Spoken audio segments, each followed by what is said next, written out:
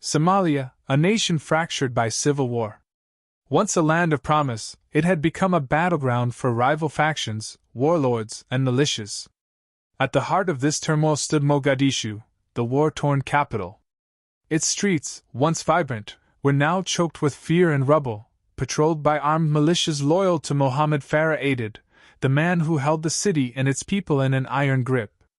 Aidid had rejected international intervention, waging a ruthless campaign against peacekeepers and humanitarian efforts. By late 1993, the United Nations and the United States had grown tired of the bloodshed. For weeks, Task Force Ranger had been operating in the heart of Mogadishu, hunting down Aidid's lieutenants in an effort to cripple his power. They knew the risks of urban combat, of navigating through tight alleyways and crumbling buildings where enemy fighters could be lurking behind every corner. Still, they had trained for this, prepared for what they believed would be a swift and precise mission.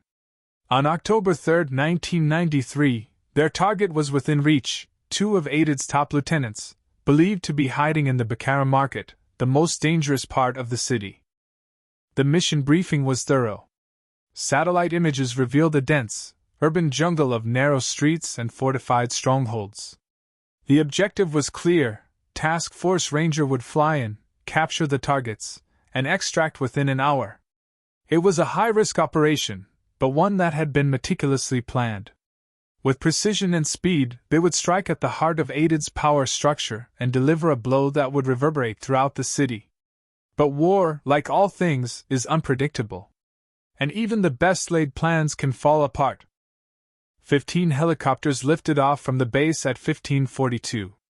A force of 160 elite soldiers soared into the skies above Mogadishu, carried by the deafening hum of Black Hawk rotors.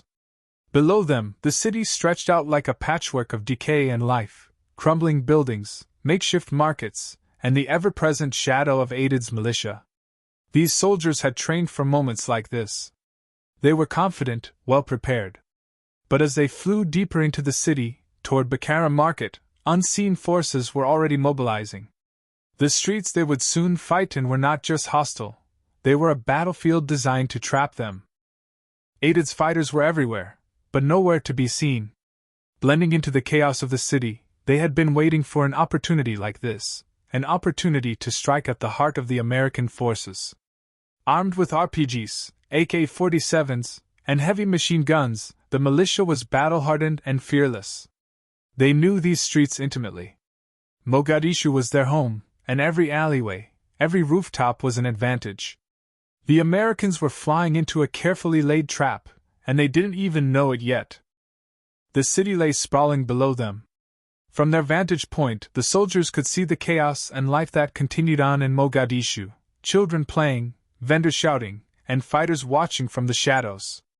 They were flying into the lion's den, unaware of just how fierce the resistance would be. But for now, their mission was clear. They had rehearsed this time and again: rope down, secure the targets, and get out. The operation was designed to be quick and surgical. They had no idea how swiftly things would fall apart. The raid began like clockwork. Within moments, Task Force Ranger had secured their landing zones, dismounted from their vehicles, and stormed the target buildings. With rifles raised and precision honed by years of training, the soldiers cleared room after room, searching for their high-value targets. The operation was proceeding as planned. The streets were quiet. Too quiet. What they didn't know was that the silence was a trap, a deadly calm before the storm. Unseen eyes watched from the shadows. Militia fighters, armed and ready, began to emerge. Like predators stalking their prey, they moved into position, taking advantage of the city's narrow streets and high vantage points. And then it happened. The crack of gunfire echoed through the streets, followed by the roar of an RPG being fired. Time seemed to slow as the rocket streaked through the air, heading straight for one of the Black Hawks hovering above the city. It was about to strike. At 16:20, the first Black Hawk went down. An RPG, fired with deadly accuracy, struck Super 61, sending it into a deadly spin. The crew inside fought valiantly to regain control, but gravity and fate had other plans. As the helicopter plummeted toward the earth, the mission, once so carefully orchestrated, began to unravel. Super 61 slammed into the streets of Mogadishu with a bone-rattling crash, leaving the men inside at the mercy of the enemy. And the enemy was closing in. The crash site became a focal point of chaos. Somali militia surged toward the downed helicopter, eager to claim victory over the Americans. For the soldiers on the ground, survival became their only mission. They set up defensive positions, firing at the swarms of fighters that closed in from every direction. The streets of Mogadishu had become a killing field, and the men of Task Force Ranger were now fighting not just to complete their mission, but to stay alive. Then, in a tragic repeat of events, Super 64 was hit. Another RPG found its mark, tearing through the helicopter's tail rotor and sending it spiraling toward the ground. Within minutes, 2 Black Hawks had crashed, their crews stranded deep within enemy territory. The scope of the disaster was growing by the second. The mission, once planned with precision, had descended into a desperate battle for survival, with soldiers fighting to hold off an enemy that seemed to multiply with every passing minute. Amidst the wreckage of Super 64, a handful of survivors emerged. Disoriented but determined, they knew they had to regroup quickly. The streets of Mogadishu were crawling with militia fighters, and time was running out. Every movement, every breath, was weighed down by the ever-encroaching threat. The air was thick with smoke and gunfire, the acrid stench of burning fuel mixing with the dust of the city's ruins. They knew reinforcements were on the way, but for now, they were alone, cut off, and surrounded. Reinforcements were on the way, but getting to the crash sites proved nearly impossible. The narrow streets were a labyrinth of roadblocks, ambushes, and gunfire. Every alley seemed to hold a new threat, every corner a potential death trap. U.S. convoys pushed forward under a hail of bullets and RPG fire, their progress slow and agonizing. What had once been a mission of precision was now a desperate fight for survival, as the soldiers found themselves caught in a web of urban warfare they hadn't anticipated. The militia's grip on the city tightened. Like a vast, unstoppable wave, they surged toward the crash sites, using the city's ruins to their advantage. For every fighter that fell, more seemed to appear, emerging from the shadows to take their place.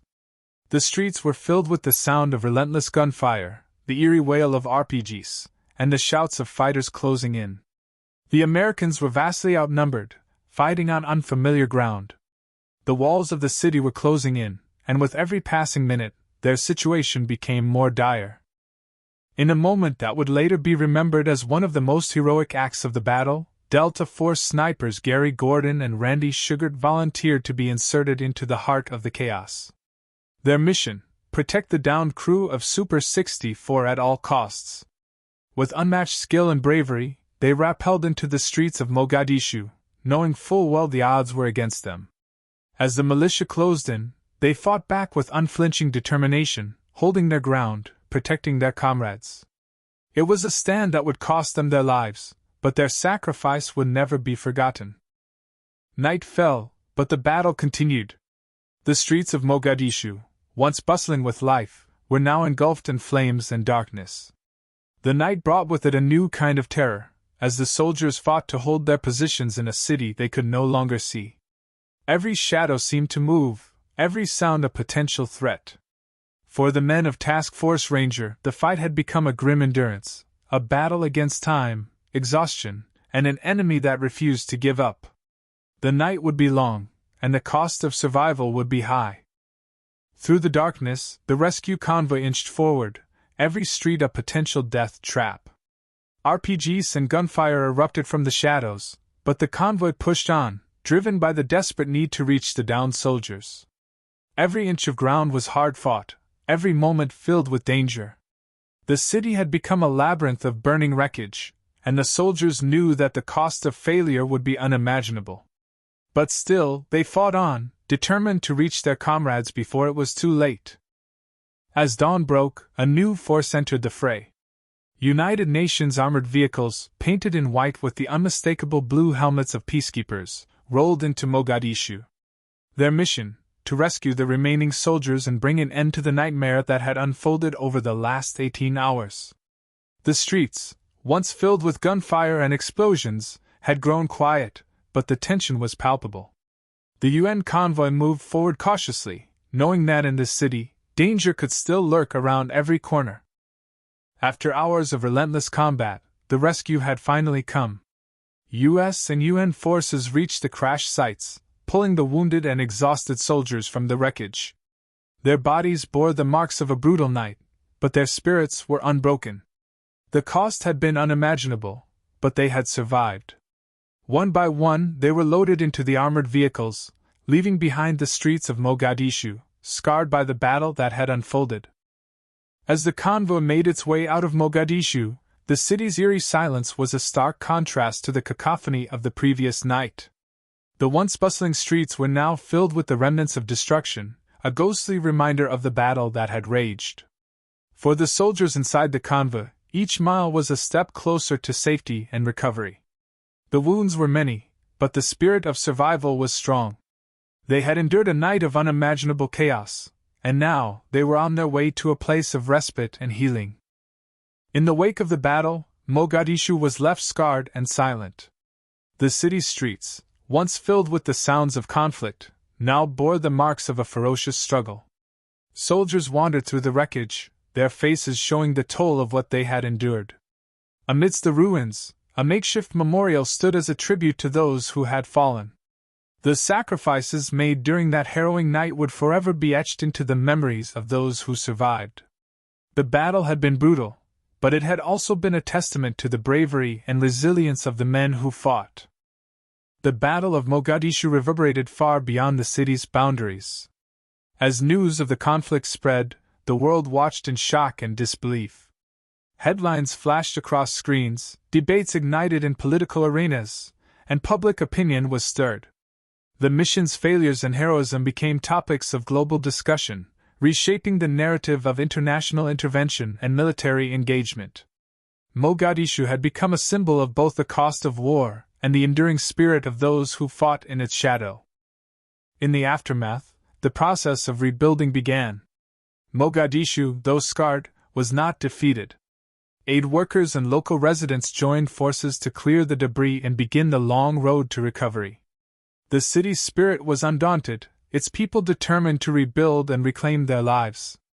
Each day brought new challenges, but also new hope. The battle had left deep wounds, but it had also sparked a drive for renewal and resilience in the face of adversity. The fallen soldiers were honored in a ceremony marked by solemnity and respect. Families, comrades, and dignitaries gathered to remember those who had made the ultimate sacrifice.